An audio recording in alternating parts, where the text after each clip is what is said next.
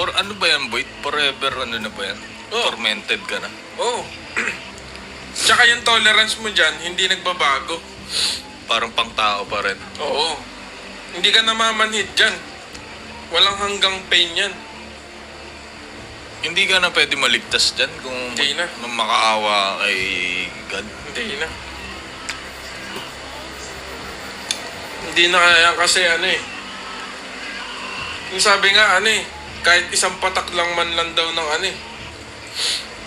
kahit isang patak man lang daw ng ng tubig, Oo. hindi mo mararanasan dyan. I want you to pause kung ano man ang ginagawa mo. And I want you to think about this. One day, you and I, we're all gonna die. 155,000 die every single day. Pwede kang mamatay habang naglalakad, pwede kang mamatay habang natutulog. Ang tanong, do you know God? Do you have an intimate relationship with Him? Agree ako sa mga sinabi nung nakaway. Piling ko nagbabasa siya ng Bible.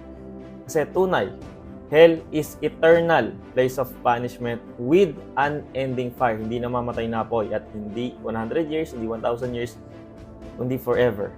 For eternity. Saka yung sa pangalawang sinabi niya na kahit isang patak ng tubig, hindi mo mararanasan doon. I think he's referring to the story of rich man and Lazarus. So hell is real, whether you believe it or not. Kasi nabasa ko sa comment section ng video nila na ang daming hindi naniniwala sa hell, hindi daw totoo. Alam niyo ba na Jesus talked more about hell than heaven? Tapos sasabihin na naman dyan ng mga hindi naniniwala sa Diyos. Ba't naman kami maniniwala kay Jesus? Fictional character lang naman yan. No. Historical evidence prove that Jesus died and rose from the dead. At kung may patunay na si Jesus ay namatay at muling nabuhay, ibig sabihin, totoo lahat ng nasa Biblia. Bakit?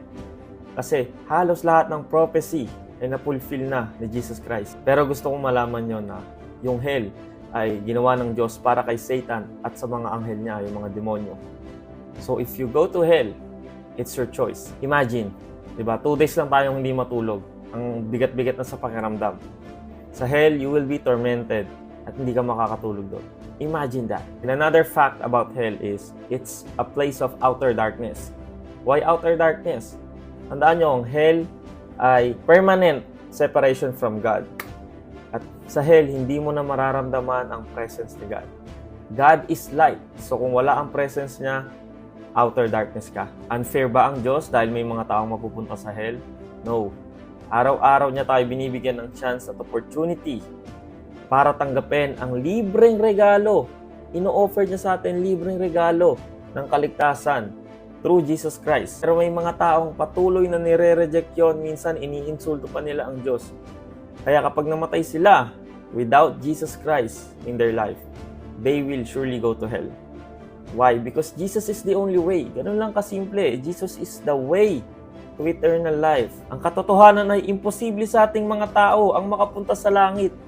Kasi we are all sinners. Lahat tayo nagrebelde sa Diyos. And God is holy.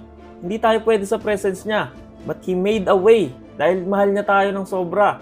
Jesus took the human form, died and rose from the dead, defeated death, Satan, and sin.